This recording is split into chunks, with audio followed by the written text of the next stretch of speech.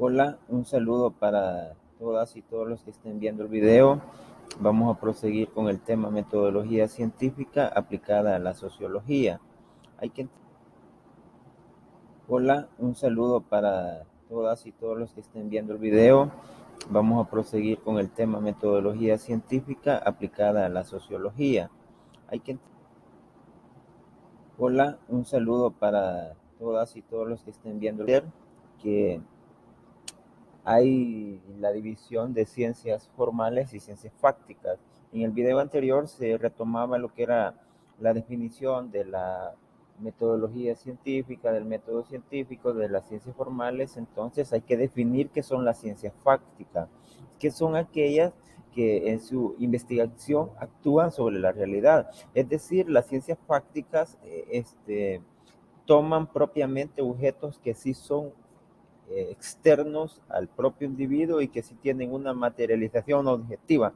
Es decir, existen independientemente de mi conciencia, tienen una materialización. Entonces, ¿y cómo lo hacen? En primer lugar, observando los procesos y sucesos que modifican su funcionamiento y haciendo conjeturas de los mismos al plantear hipótesis que deberán ser comprobadas. También se menciona que esas ciencias utilizan símbolos, pero con valores concretos y precisos. ¿Por qué? Porque cada concepto, cada categoría que se plantee tiene una correspondencia objetiva con la realidad. No solo tiene una correspondencia objetiva con mi propio pensamiento, con mi propia mente, sino que también con la misma realidad. Entonces, su coherencia está marcada en el sistema de ideas que manejan, y ese sistema no representa una garantía plena para la verificación de hipótesis. ¿En qué sentido? Algunas de las hipótesis que se planteen sobre la realidad pueden ser únicamente válidas para un momento determinado y posteriormente pueden ser modificables, pueden cambiar. Es decir, se plantean hipótesis que con el paso del tiempo pueden bien fácilmente ser modificadas o cambiar, replantearse. No son hipótesis que se van a demostrar y van a ser demostrables y exactas en todo el tiempo. No, pueden tener este, pueden tener su momento de cambiarse, es decir, un periodo histórico en el que puede cambiarse esa hipótesis, que puede replantearse la teoría de la ciencia fáctica, o que no se puede decir que es una hipótesis totalmente verificable. También debe plantearse que la ciencia es un sistema de enunciados y que todo enunciado científico se funda en otro o se refiere a una teoría. Entonces, hay un principio de sistematicidad de la ciencia y que se refiere a la conexión racional de los enunciados entre sí y de estos con las teorías establecidas. Entendamos lo mejor. Es decir, que siempre hay un nexo que se hay un nexo en el que todo nuevo conocimiento se incorpora a la estructura científica para confirmarla, enriquecerla o rectificarla. La descripción de un objeto factual cualquiera es una faceta primaria de la función de la ciencia. Entonces, la descripción científica aprehende al objeto como fenómeno en sus propiedades aparenciales y observacionales. Aparte de eso, también hay que decir que esa descripción de los objetos factuales, cualesquiera que sean, en esa faceta primaria de la función de la ciencia, este, la descripción científica va a aprender al objeto. eh, en ese sentido se menciona porque un objeto de estudio o un fenómeno en un primer momento no nos va a mostrar toda su realidad objetiva o no nos va a mostrar lo que se le denomina su esencia. Nosotros vemos las propiedades o ciertas características, manifestaciones del fenómeno, pero no lo podemos entender en su totalidad. Es decir, cualquier fenómeno que nosotros estemos estudiando de la naturaleza orgánica, de la naturaleza eh, inorgánica o social, eh, desde las ciencias prácticas, no vamos a decir que nosotros lo logramos comprender de una vez por todas, sino que lo vamos entendiendo en cuanto a cómo nos va mostrando sus apariencias, sus formas y en todo caso cómo se manifiesta en la realidad, pero no por su manifestación nosotros vamos a entender de que estamos comprendiendo el fenómeno en su esencia, estamos comprendiendo las características, la apariencia, pero no en sí hemos llegado a la esencia. Ya vamos a entender más adelante a qué más tenemos que decir. Bueno, que hay dos grandes divisiones de lo que son las ciencias fácticas. Están las ciencias naturales y están las ciencias culturales. A las ciencias naturales las vamos a relacionar que son la física, la química, la biología, y de ahí se incluye la psicología individual en el sentido de que se está hablando del ser humano en sus características fisiológicas, por lo tanto obedecen también a una parte de las ciencias naturales. Estamos hablando de la naturaleza del individuo humano. En cambio, las ciencias culturales hablan de la cultura de la sociedad, de la cultura de cómo el ser humano ha hecho cultura. Ahí tenemos la psicología social, la sociología, la economía, las ciencias políticas, la historia material, la historia de las ideas. Por ahí también tenemos que hablar de que todo lo que ocurre en la naturaleza no es un conglomerado caótico de seres y fenómenos inconexos o que están aislados o independientes unos de otros, sino que es un sistema coherente, un conjunto articulado y único en el cual todas sus partes, todos sus elementos constitutivos se hayan vinculados más o menos o estrechamente guardando entre sí una mutua dependencia. Tenemos que hablar. Emmanuel Kant plantea que el fenómeno es el concepto que designa lo que se nota en experiencia, es decir, lo que nosotros podemos experimentar a través de nuestros sentidos, de nuestra vista, de nuestro tacto, de nuestro oído, de nuestro gusto, en fin, de todos los sentidos. Eso es el fenómeno, ¿no? Lo que nosotros conocemos a través de la experiencia y que se nos den experiencia y que podemos conocerlo a través de los sentidos. Entonces, en la filosofía de Immanuel Kant, el fenómeno en un principio se diferencia del noumeno. El noumeno queda más allá de los límites de la experiencia y no es accesible a la contemplación del hombre. ¿En qué sentido se dice esto? Bueno, el fenómeno es la manifestación que vemos de aquello que nosotros queremos entender, ¿no? El fenómeno se nos muestra a través de la experiencia y de los sentidos, pero el noumeno sería ya la esencia de ese fenómeno, es decir, ¿qué es lo que originó ese fenómeno? Un ejemplo sería la aparición de la propia vida, ya sea de la existencia humana, ya sea de la vida del universo. Para Immanuel Kant nosotros podemos hablar del fenómeno del ser humano, del fenómeno del universo, pero no podemos entender el origen del universo, el origen de la vida.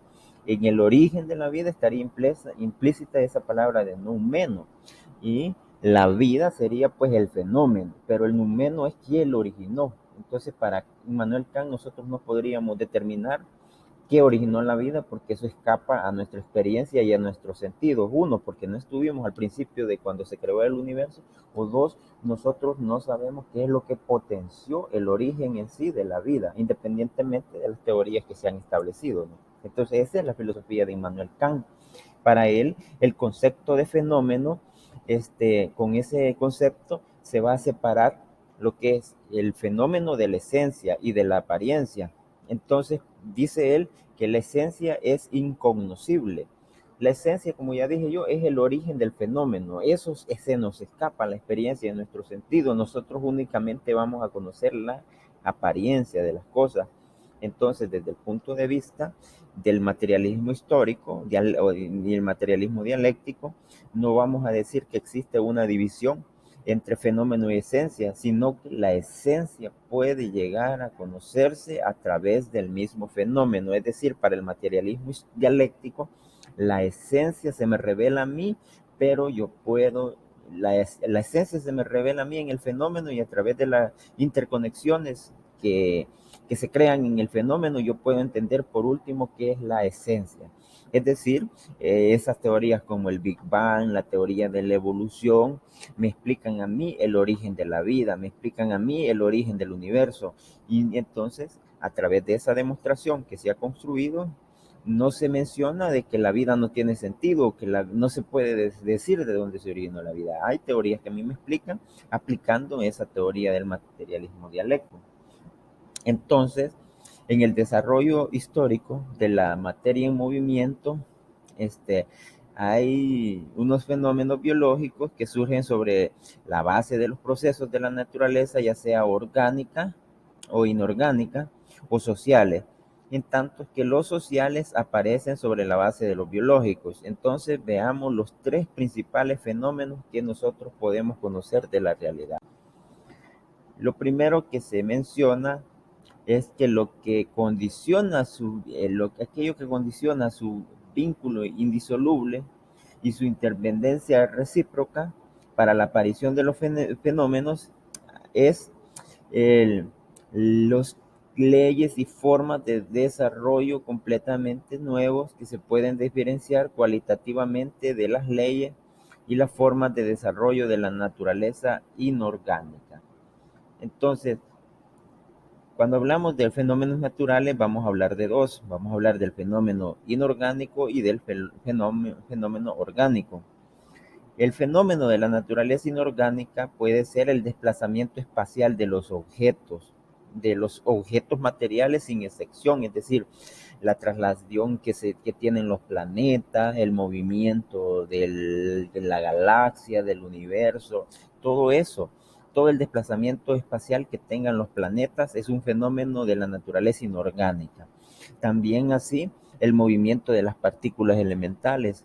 Ahí tenemos, por ejemplo, los campos gravitacionales, electromagnéticos, el campo nuclear, el movimiento de los átomos y las moléculas, todo eso pertenece a los fenómenos de la naturaleza inorgánica.